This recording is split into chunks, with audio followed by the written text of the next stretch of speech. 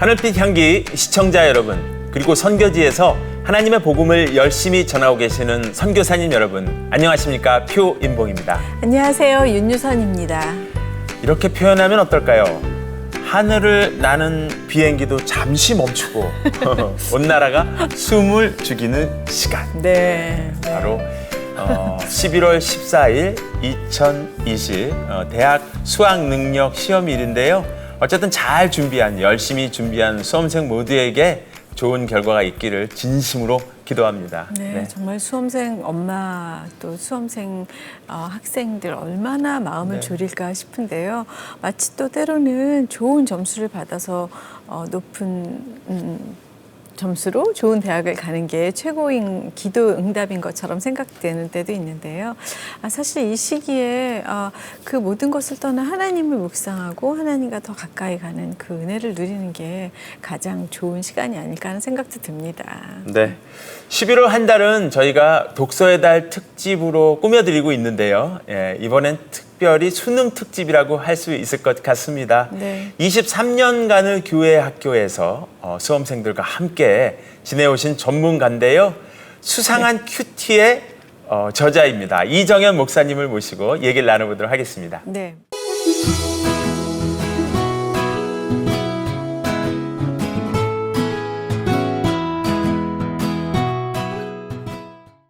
목사님 어서 오세요. 네, 안녕하십니까. 네네, 반갑습니다. 반갑습니다. 23년의 전통을 말씀드렸는데 네. 뵈니까 대학생 같으세요. 아, 네. 감사합니다. 네. 그런 얘기 많이 들으시나요? 그런 얘기를 들었다고 제가 이야기를 여기 오니까 못할 것 같아요. 두 분이 저보다 훨씬 동안이셔서 네, 제가 오히려 노안된 느낌입니다. 아닙니다. 예. 아무래도 수험생들, 학생들하고 가까이 지내시다 보니까 학생들 마음도 많이 전달이 되고 그래서 젊게 사시는 게 아닌가 그런 생각이 드는데. 네, 그런 것 같습니다. 네. 예.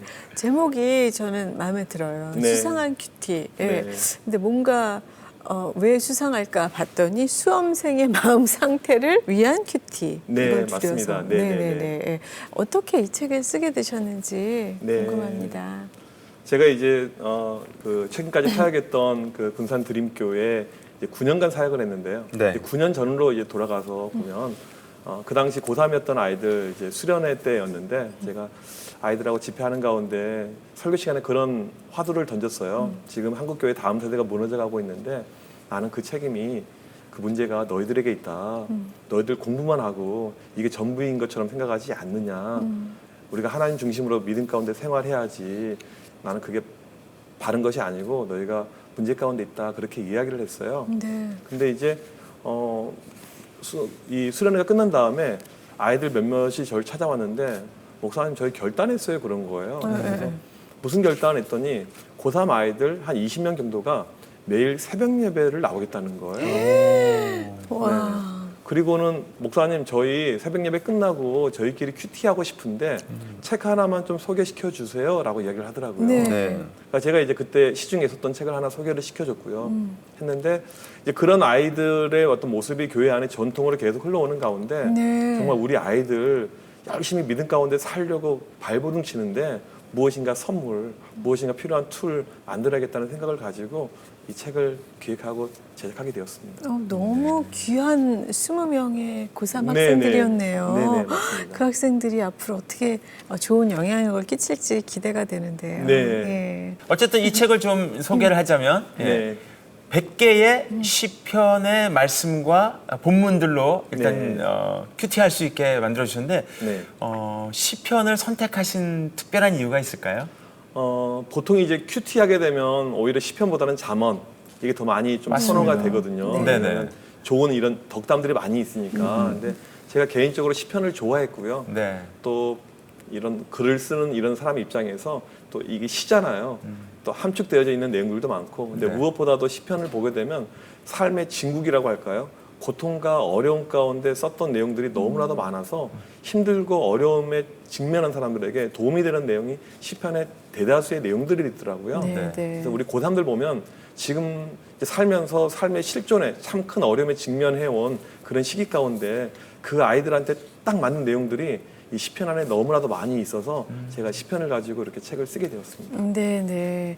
그런데 이 큐티 책이 지금 이 처음이 아니고 그 네. 전에도 큐티 책을 네, 쓰셨다고. 맞습니다. 예, 어떤 책이었을까요? 네, 이제 실은 한 3년, 4년 전인 것 같은데 이제 제 아이가 유치원을 다니고 있었어요. 교회 유치부 이렇게 하고 있는데 제자 훈련을 받는 가운데 하루에 잠언을 한 장씩 읽는 것이 숙제였습니다. 아, 네. 근데 저희 집에서는 제 아내가 신앙교육은 아빠가 시켜라 이렇게 해서 제가 이제 교회 끝나고 와서 잠언을 한 장씩 이렇게 읽어주는데 이 소리 내어서 아빠가 한 구절 읽으면 애가 따라오는 식으로 읽는 네, 거예요. 네. 그러니까 잠언이 한 장 한 장이 그렇게 길지는 않은데 그렇게 하니까 상당히 분량이 길어가지고 시간이 많이 이제 소모가 되니까 짜증이 밀려오더라고요.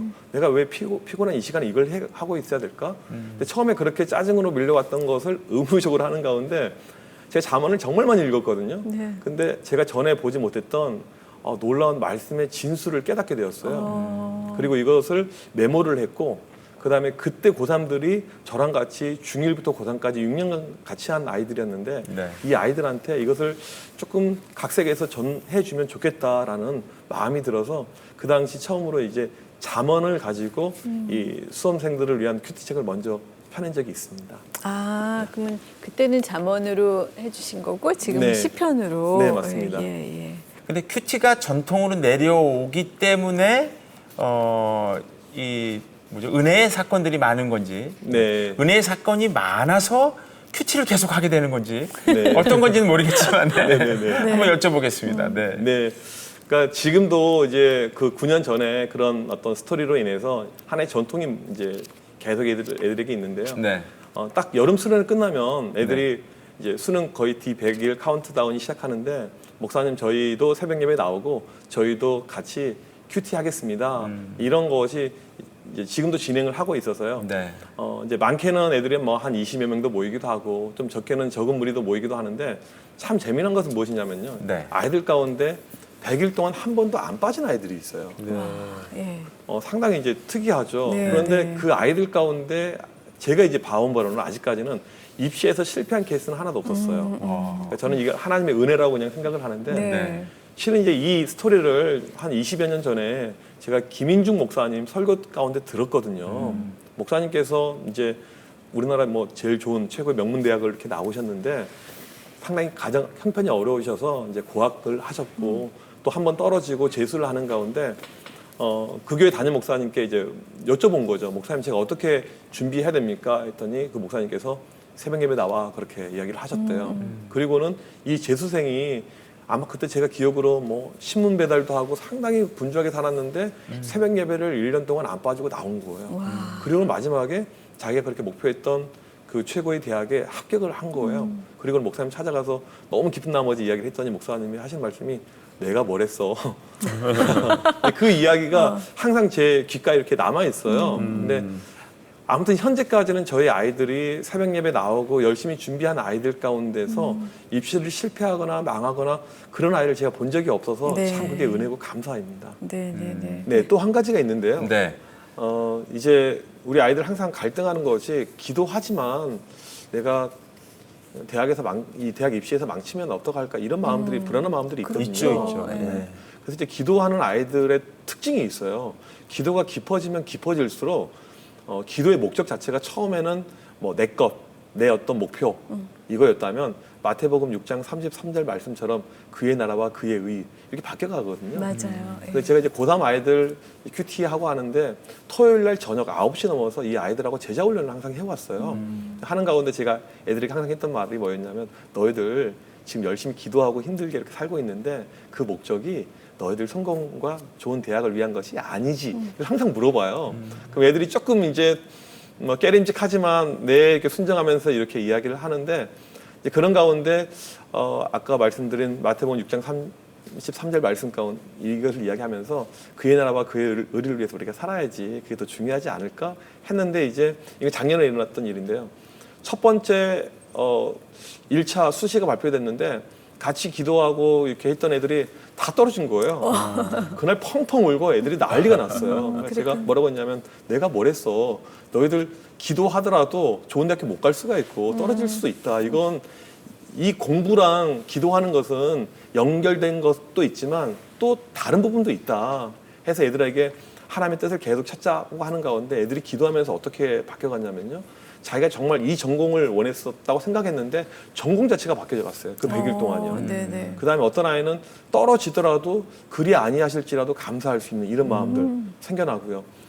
그래서 마지막에 이제 애들이 했던 고백이 뭐였냐면 지나와 보니까 내가 원했던 학교가 아니었음에도 불구하고 감사하고 참 그거에 대해서 만족해하는 이런 모습이 생겨나게 되었어요. 그래서 제가 애들에게 항상 하는 이야기가 때로는 플랜 B가 우리에게 찾아오지만 플랜 B가 하나님 보실 때는 그게 베스트가 될 수가 있다. 그래서 플랜 B는 베스트다. 제가 그 이야기를 애들에게 해준 적이 있습니다. 네, 그러네요. 진짜 그럴 때 아이들한테 이 수상한 큐티가 너무너무 도움이 될 것 같은데, 네. 저도 이렇게 잠깐 보니까 여러 가지 그런 기도 제목마다 맞춰서 말씀해 주셨는데, 목사님 목소리 조금 추천해 주실 말씀 읽어주세요. 네. 네. 목소리가 워낙 좋으셔서. 감사합니다. 네. 책 그냥 한 딱 중간에 있는 걸 제가 하나 네, 읽도록 하겠습니다. 네. 이게 100개인데 50번째 내용인데요. 당신에게는 바위가 있나요? 시편 61편 1절 2절 말씀을 가지고 이제 묵상한 내용인데요. 수험생들은 매일 공부만 하다 보면 슬럼프에 빠지기도 합니다. 수험생의 가장 큰 약점은 마음을 잡지 못하는 일일 것입니다.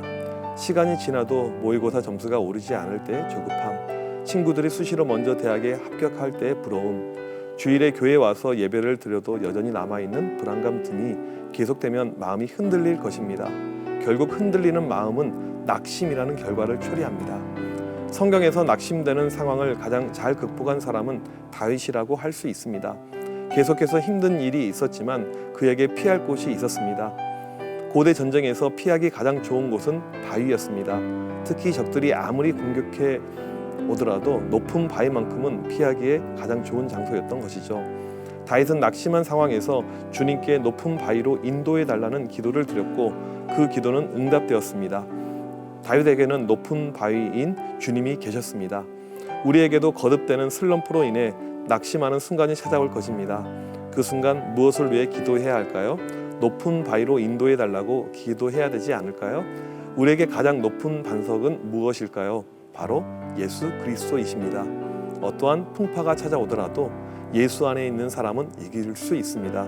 가장 높은 바위이신 예수님이 우리를 붙들어 주시기 때문입니다. 네. 아멘. 아멘. 뭐 많은 부분들이 100개로 이렇게 저 안에 네. 담겨져 있겠지만 특히 네네. 지금 이 부분을 낭송해 주신 특별한 의미가 어떤 게 있을까요? 이 고3들, 이 수험생들 보게 되면 정말 작은 것에 아이들의 마음이 흔들리고요. 이 불안감이 정말 큰 것 같더라고요. 맞습니다. 저는 이제 수능 세대는 아니고 학력고사 세대거든요. 네. 아마 두 분들 다 아시겠지만 네. 학력고사는 1차 있고 2차가 이렇게 있었지 않습니까? 네. 그리고 1차 떨어지면 거의 끝나버린 이런 기회가 별로 없었던 시절이었는데 제가 이제 대학을 1차 시험을 보고 나서 이제 합격을 기다리고 있는데 하루는 저희 집에 어떤 우편물이 왔었냐면요. 재수학원 입시 그 요강 이게 왔어요. 네. 종합반. 네, 종합반이요. 네. 제가 그걸 보면서 네. 그날부터 해서 한 3일 정도 정말 잠을 못 자면서 내가 떨어졌나 보다. 그래서 이런 것을 알고 미리 보냈나 보다. 괜히 사람이 그렇게 되더라고요. 맞아요. 네. 그래서 우리 수험생들 아이들 얼마나 작은 것에 흔들리고 어려울까. 그래서 제가 생각이 나서 이것을 제가 선택해서 낭송해 드렸습니다. 네네. 지금 고3 아이들 이렇게 큐티하고 나누다 보면 그래도 네. 특별히 좀 더 안타까운 얘기가 아까처럼 뭐 다 떨어졌다든지 네네네. 뭐 안타까운 얘기가 있을 것 같아요. 네. 예. 이제 제가 고3들 쭉 지금까지 사역하면서 보면 실은 이제 목사 입장에서 아이들이 뭐 좋은 대학교 가고 못 가고 이제 이것보다는 가장 큰 안타까움은 신앙에 대한 부분입니다. 그러니까 고3이다 보니까 이제 애들 뭐 실기하는 아이들은 주일날도 실기 연습하러 가고요. 또 여러 가지 콩쿠르 있으면 또 거기도 가야 되고요. 그다음에 또 자격증 거기도 가고요. 아무튼 애들이 교회 빠질 날이 너무너무 많고요. 그다음에 신앙으로 이 아이들을 붙잡아 주기가 참 어렵다는 생각을 많이 합니다. 근데 보면 제일 안타까운 게 무엇이냐면 그러면서 아이들이 교회를 영영 떠나가 버리는 거예요. 그러니까 지금도 제가 SNS를 많이 하고 있는데 벌써 고3 때부터 떨어져 나간 아이예요.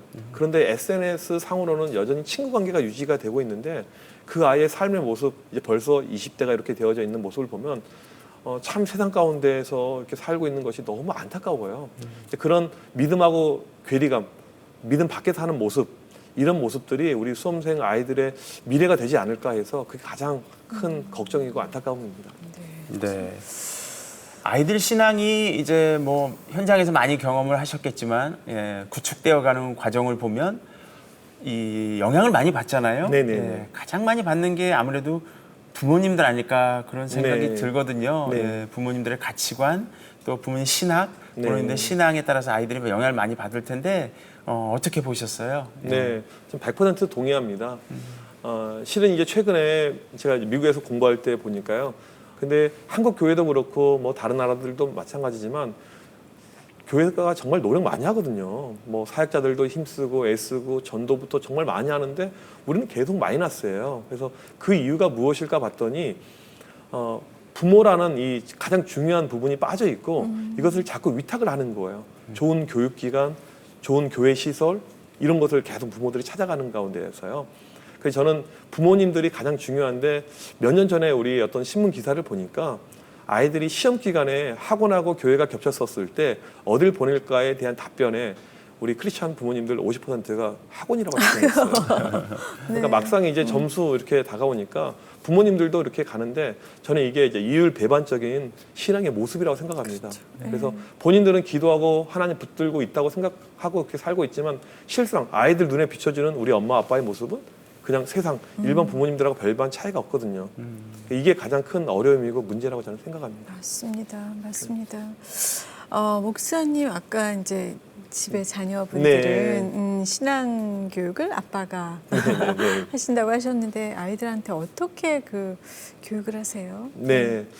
그래도 이제 지금까지는 뭐 많은 노력을 했다고 생각을 해요. 그래서 아이한테 항상 믿음이 중요하다 해서 아이가 교회에서 전도왕도 되고 그 다음에 또 성경 퀴즈 항상 하면 상도 받고 참 그런 모습이 감사하죠. 그래서 우선 이제 가정에서 하는 것은 성경 필사를 합니다.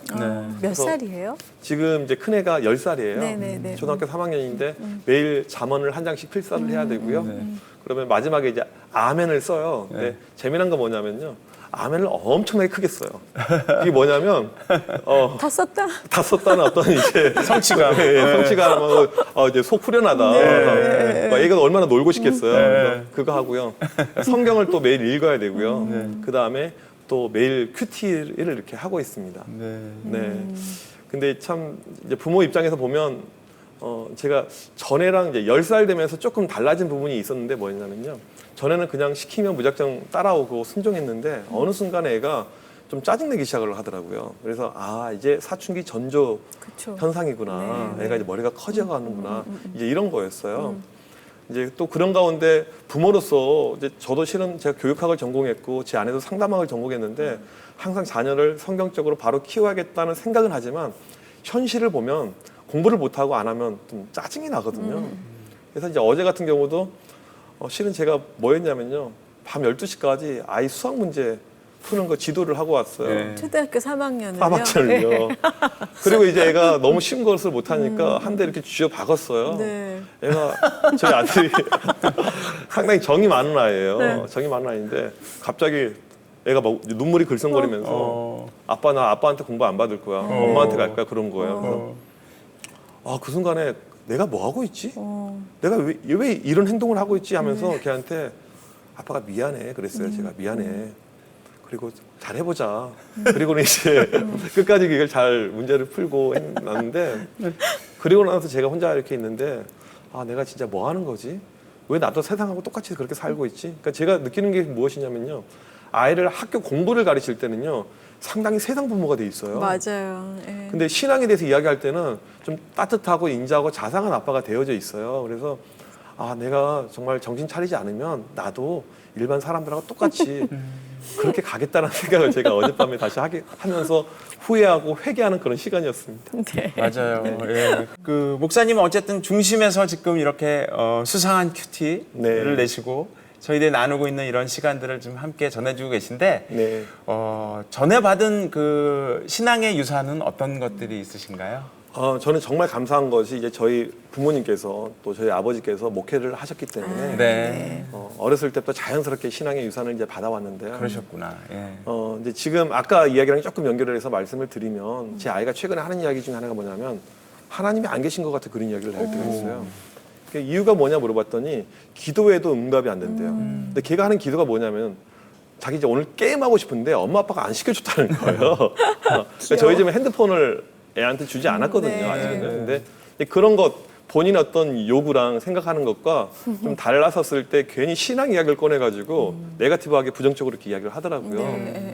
근데 이제 제 어떤 유아기 어렸을 때 모습을 쭉 보니까 저희 집안에 좀 사건들이 있었어요. 저희 아버지께서 목회를 참 잘하셨는데 갑자기 질병을 얻으셨어요. 네. 병원에 가서 의사는 모르겠다. 그런데 결국에는 고칠 수 없는 불치병이셨어요. 그리고는 이제 아버지가 뭐 그 당시 30대셨거든요. 근데 이제 저는 이제 맞이고 또 첫째로서 그런 걱정도 많이 되고 하는 가운데 저희 어머니가 이제 교회에서 밤마다 눈물로 기도하셨는데 저도 따라서 같이 기도했죠. 이제 엄마가 우니까 같이 우는 거고 그렇게 기도했어요. 근데 감사하게도 기적처럼 이게 나으셨어요. 네, 회복이 된 것을 제가 어렸을 때 봤고요. 제가 중학교 2학년에서 3학년 올라갈 때 저희 아버지께서 뜬금없이 교회 개척을 또 하셨어요. 이제 경제적으로 상당히 어려웠던 힘들었던 이제 그런 시기였는데 놀랍게도 교회가 진짜 보면 그 맨 땅에 헤딩하듯이 아무도 없이 개척을 하셨는데 2년 3년 만에 교회가 서오고 교회도 건축이 되고 교회도 부흥되고 하는 모습 가운데 정말 하나님이 살아계시구나 또 기도하면 하나님께서 이렇게 응답해 주시는구나 이런 어떤 신앙의 실제적인 체험들을 제가 어렸을 때 부모님을 통해서 많이 했고요. 지금도 저희 부모님 이제 70이 넘으셨지만 산에 가서 기도하고 그러세요. 산기도를요. 그런 것을 제가 보면서 저도 그래서 가끔 산에 기도하러 가거든요. 그래서 좋은 영향을 제가 받은 것 같습니다. 네네. 근데 사실 이제 목회자의 자녀가 그 네. 아버님의 신앙을 그대로 물려받기가 쉽지 않은 경우도 많이 있잖아요. 예, 그러니까 목사님 그 청소년기에 지금 아이들의 그 믿음을 어떻게 지켜줘야 될까요? 예. 네. 결국에는 이제 부모가 차지하는 비중이 우선 상당히 큰 것 같아요. 네네. 부모가 네. 잘 도와주면요. 저는 공부를 열심히 하지 않다가 고3 때 열심히 하겠다고 부모님한테 좀 이야기했던 케이스예요. 근데 제가 아버지 제가 최소 새벽 1시까지는 학교에서 공부하다 올 테니까 저 좀 데리러 오세요라고 이야기했더니 저희 아버지가 비웃었어요. 너는 그럴 어떤 능력이 없어. 넌 그러면 그러지 않을 거야. 말만 하지 너는 실천에 옮기지 않을 거야 라고 이야기하셨는데 네. 제가 실제로 이제 새벽 1시까지 공부하고 새벽 1시 반에 들어와서 하루에 4시간만 자면서 공부하는 생활을 고3 때 하게 되었어요. 네. 정말 열심히 이제 했죠. 그리고 이제 첫 번째 모의고사를 봤는데 점수가 턱없이 없이 낮은 점수가 나온 거예요. 그렇게 열심히 했는데 네. 근데 그때 저희 아버지께서 웃으시면서 저한테 하는 이야기가 네가 네 머리만 의지했었을 때 망하게 되는 거야. 기도해야지. 딱 그 이야기를 하시더라고요. 그리고는 제가 그날 뭐 했냐면 1번이 머리를 빡빡 깎았어요. 정신을 좀 새롭게 가다듬는다는 네. 이런 의미에서요. 그리고는 집에 오면 새벽 1시 반인데 교회 가서 간절히 기도했습니다. 그 시간에. 정말 피곤한 시간인데요. 근데 교회 본당에서 기도를 했어요. 근데 어린 나이에 교회 불이 다 켜져 있으면 전기요금 많이 나가니까 불을 끄고 기도했어요. 새벽 1시 반에 교회 본당에서 기도하시면 어떤 느낌인 줄 아세요? 정말 무섭습니다. 네. 네, 그래서 꼭 귀신 나올 것 같아요. 교회에서요? 교회에서요. 불 다 꺼져 있으니까요. 그렇지. 새벽이고요. 그래서 기도가 간절해졌어요. 네. 네, 간절히 기도하고 때로는 짧은 시간 기도했지만 기도하다가 몸이 땀으로 적시기도 하고요. 그래서 어떻게 보면 이제 공부 시간이 약간은 좀 줄어들었어요. 학교에서도 야간 자율학습 끝나기 전에 마지막 했던 것이 말씀 묵상을 혼자서 이렇게 성경 읽으면서 했거든요. 그리고 나서 이제 시험을 딱 치렀는데 갑자기 점수가 올라가기 시작을 하는데 네. 제가 성적을 통해서 그렇게 학교에서 높은 존재감은 아니었거든요. 그런데 저희 학교 안에서 전교생 그 당시 한 학년에 한 600~700명 됐던 시대였는데 가장 유명한 학생이 되었습니다. 큐티. 점수가 너무나도 많이 올라갔어요. 네. 그래서 이 학력고사 시절에 한 번에 50점 점수가 올라가고요. 그래서 점수가 하여튼 승진을 계속한 거예요. 상승을 계속해서요. 네. 그래서 그런 어떤 체험이 있었고 또 그때 했던 체험 중에 하나가 이제 거의 새벽 2시 이렇게 자는데요. 피곤한 시간인데 저희 집에 설교 테이프가 이렇게 쌓여져 있었어요. 누구 설교였냐면 고 오카는 목사님 설교였어요. 네네네. 그래서 그걸 하나씩 틀고 잤는데 참 은혜가 되었어요. 그래서 고3 시간 생활 내내 기도하고 또 설교도 하나씩 듣고 잠은 적게 잤지만 행복하고 하여튼 은혜의 시간이었던 것. 그리고 또 한 가지는 이제 저희 도시는 이 고3들이 다 주일날도 학교를 갔어요. 그래서 학교 가서 그냥 어떤 휴일 없이 공부했던 그런 어떤 세대였고 시대였는데 저는 학교를 안 갔습니다. 담임 선생님한테 따뜻하게 이야기해서 저는 주일은 주일 성수해야 돼서 가지 않겠습니다 해서 전교생 가운데 저만 안 갔어요. 그래서 뭐 또 저희 부모님이 주일날 공부를 하지 말라고 했기 때문에 푹 쉬었고요. 네, 애들하고 즐겨 놀기도 했고요. 스트레스를 해소할 수 있는 그런 또 타이밍이어서 오히려 월요일날 이 공부에 대한 이 집중도가 올라가서 그게 더 좋은 효과였던 것 같습니다. 네. 오늘 방송을 아마 부모님 입장에서 보시는 분들 많이 계실 것 같고요. 예, 그래서 지금 도움을 많이 받으실 것 같고 또 뭐 주일학교, 교회학교 이제 뭐 교사님들도 많이 보실 것 같은데 어쨌든 전도도 해야 되고 아이들 양육도 해야 될 때는 아이들의 마음을 이렇게 좀 사로잡아야 되잖아요. 오늘 이제 나오신 김에 비결 같은 게 있으면 청소년 몇 가지만 좀 공개해 주세요. 네. 제가 이제 아이들 만나는 걸 상당히 좋아합니다. 그래서 아이들을 만나는데 수시로 만납니다. 그 말이 무슨 말이냐면요. 제 스케줄을 애들한테 맞추게 하는 것이 아니고 제가 애들 스케줄 맞춰가는 거죠. 그래서 어떤 아이들은 그 새벽 예배 나오는 아이들도 있다고 했잖아요. 그 아이들은 새벽에 제가 밥을 사줘요. 새벽에요? 새벽에요. 밥 먹고 학교 가야지 이렇게 하고요. 그 다음에 우리 고3들은 야간 자율학습 끝나는 그 시간에 학교에 찾아가서 애들 바쁘니까 제가 이제 차로 집으로 이렇게 태워다 주면서 차 안에서 간식 주고 좀 짧은 시간이면 대화 나누는데 아이들이 그 시간을 정말 좋아합니다.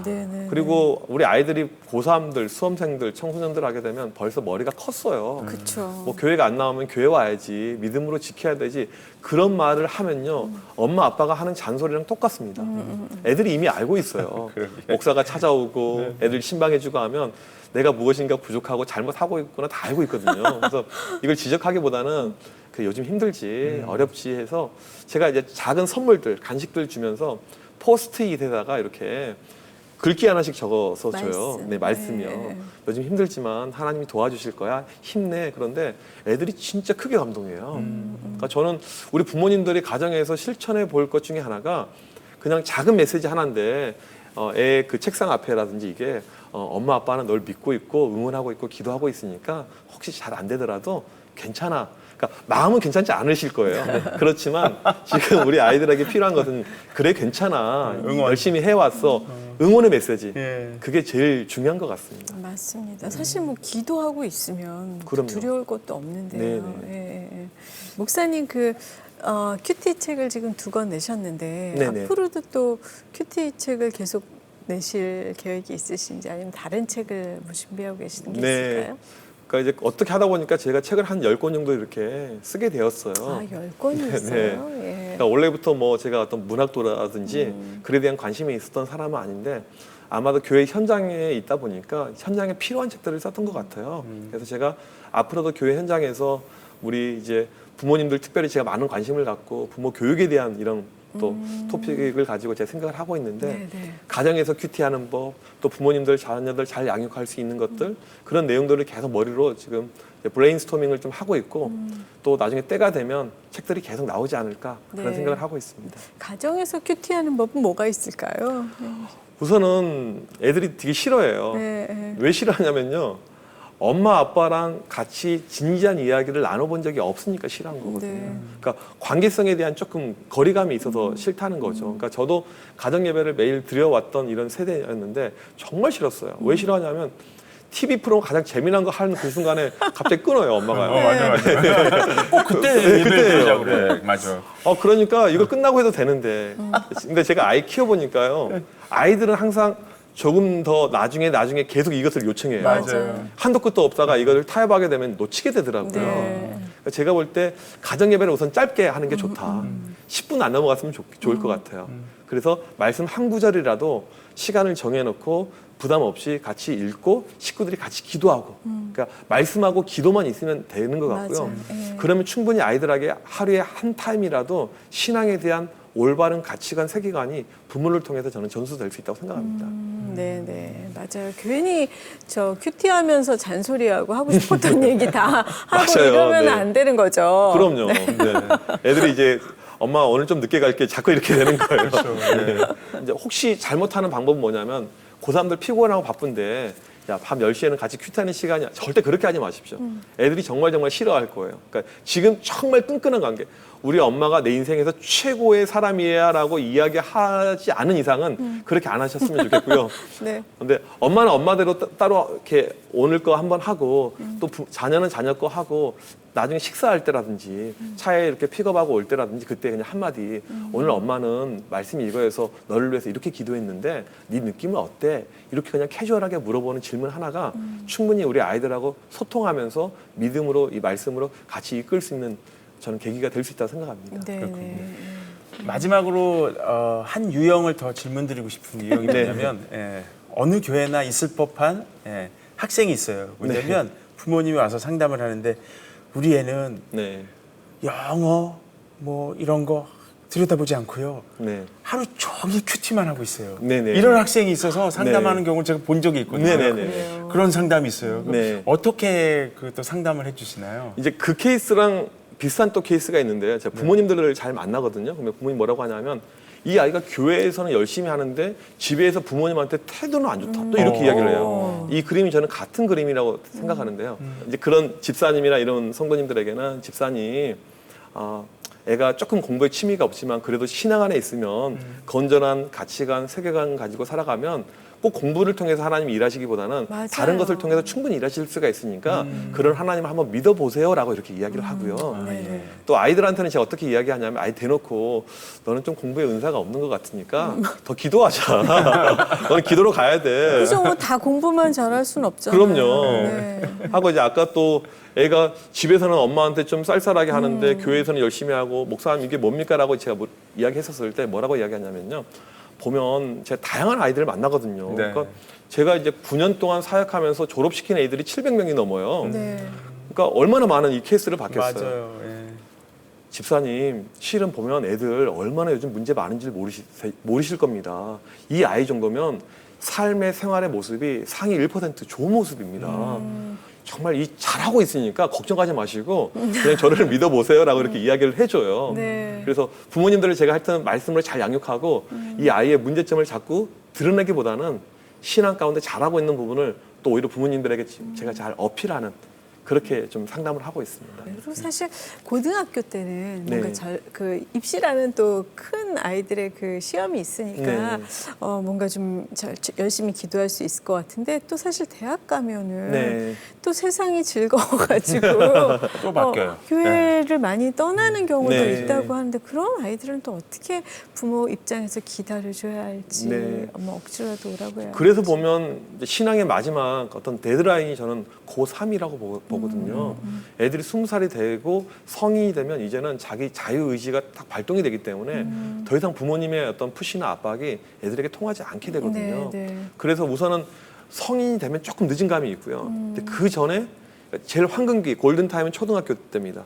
그때 우리 아이들하고 부모님이 잘 소통하고 좋은 관계를 유지했었을 네, 때 네. 사춘기 때 우리 아이들이 폭발하지 않고 사춘기 때 우리 아이들 대상으로 있는 부모님들은 우선은 하여튼 공부 이런 것으로 압박하기보다는 참 삶의 좋은 모습들을 보여주면서 좋은 관계 유지하고 가는 것이 필요하고요. 20이 넘어간 우리 아이들 모습을 바라보는 부모님들의 모습은 무엇이냐면 뭐 약간 늦은 감이 있지만 그래도 포기하지 않고 만약에 혹시 내가 전에 자녀들에게 서운한 것이 있으면 그런 이야기를 선뜻 하는 거죠. 네, 네. 엄마가 아빠가 참 너한테 좀 잘못 가르쳤던 것 같아. 이런 이야기를 서스럼 없이 하면서 이 아이의 마음을 좀 달래는 거. 그렇죠? 그리고 이 아이가 원하는 쪽으로 계속 응원해 주는 거. 그러니까 요즘에 20대지만 여전히 꿈이 없고 비전이 없는 아이들 맞아요. 많거든요. 네. 그래서 뭘 해본다고 했었을 때 부모님 입장을 강요하기보다는 한번 해보면 좋겠다라고 이야기해서 하면 관계가 회복이 되면요 신앙의 이야기가 들어가게 됩니다. 근데 관계가 멀어져 있으면 신앙이 강요가 되고 협박이 될 수가 있어요. 네. 그래서 먼저 관계를 회복하고 신앙으로 가는 거 이게 제가 추천해 드리고 싶은 내용입니다. 네. 지금 준비하고 있는 이제 부모님들, 예, 당사자들 있습니다. 수능을 앞두고, 네. 예, 우리 고3, 네. 예, 또 재수하는, 네. 예, 또 그런 또 다수를 하고 있는 친구들도 있을 것 같고, 네. 네, 응원의 메시지 좀 보내주세요. 네. 네, 우선은 우리의 삶의 모습을 보게 되면 때로는 풍파들, 어려움들 찾아올 때가 있지만 우리 예수 믿는 사람들의 특권은 무엇이냐면 예수님이 우리 가운데 계시고 늘 함께 하시고 도와주고 계신다는 것 이것을 절대 잊지 않았으면 좋겠어요. 그리고 시험이 대학이 인생에서 절대 전부가 아니고 네, 맞습니다. 미끄러지더라도 한 번 더 미끄러지더라도 그게 인생 미끄러지는 거 절대 아니고 네. 인생 망하는 길 아니라는 것을 기억하고요. 예수님께서 하나님께서 여러 가지 방법을 통해서 계속 도우시고 일하고 계시고 아까 제가 이야기했듯이 때로는 플랜 B가 우리는 원치 않지만 하나님의 베스트가 될 수 있다는 이런 마음을 가지고 계속 믿음의 길을 전진하면 좋겠습니다. 네. 예. 목사님 끝으로 기도 제목 있으면 함께 나눠주세요. 네. 제가 실은 이제 23년간 이 현장에서 우리 아이들 만나는 이런 청소년 사역, 다음 세대 사역을 하다가요. 이제 올해까지 하고 이제 올해 12월부터 제가 담임 목회 사역을 하게 됩니다. 그래서 이 청파동에 있는 청암교회 제가 담임 목사로 이제 12월 1일 날 부임을 하게 돼요. 그래서 어떻게 보면 그 전에 해왔던 거랑 완전히 다른 그림의 사역을 이제 하게 될 텐데, 그래서 마음속에 두렵고 떨리는 마음들, 걱정들도 많이 있어서요. 거기에 대한 좀 기도의 응원이 필요할 것 같고요. 네. 무엇보다도 제가 이제 하고 싶어하는 이런 목회는 무엇이냐면 우리 젊은이들이 상당히 많이 방황하고 가난한 성도도 많이 늘어가고 있는데 이런 젊은이들에게 희망을 교회가 주고 싶고요. 네. 그다음에 가정들이 많이 어려운데 가정들이 좀 세워질 수 있는 이런 교회들. 그래서 다음 세대 사역이 단지 아이들 사역으로 끝나는 것이 아니고 부모 사역까지 연계되어서 교회 전체가 제너레이션 투 제너레이션 이 세대가 계속 흘러가면서 믿음의 전통이 잘 세워질 수 있는 교회, 이런 교회를 꿈꾸고 있는데 그것을 위해서 기도해 주시면 정말 감사하겠습니다. 네. 축하드리겠습니다. 감사합니다. 네, 목사님 오늘 함께 해주셔서 감사드립니다. 네, 감사합니다. 네. 수능이 수험생들에겐 가장 크고 첫 번째 만나는 큰 관문인 것 같은 생각이 들지만요. 네. 그게 다가 아니라는 것, 인생 전체를 통해서 하나님과 동행하고 걸어나가는 게 더 중요하다는 걸 오늘 알았고요. 계획은 우리가 하지만 열매 맺게 하시는 이는 하나님이라는 걸 오늘 다시 한번 묵상하는 그런 시간이었습니다. 맞습니다. 부모님 먼저 우리가 세상을 강요하는 것이 아니라 하나님의 발자취를 따라가고 하나님을 묵상하는 모습을 아이들과 함께 실천할 수 있는 그런 모습이 되었으면 좋겠다는 생각이 들었습니다. 네, 함께해 주신 여러분 고맙습니다. 다음 시간에 뵙겠습니다.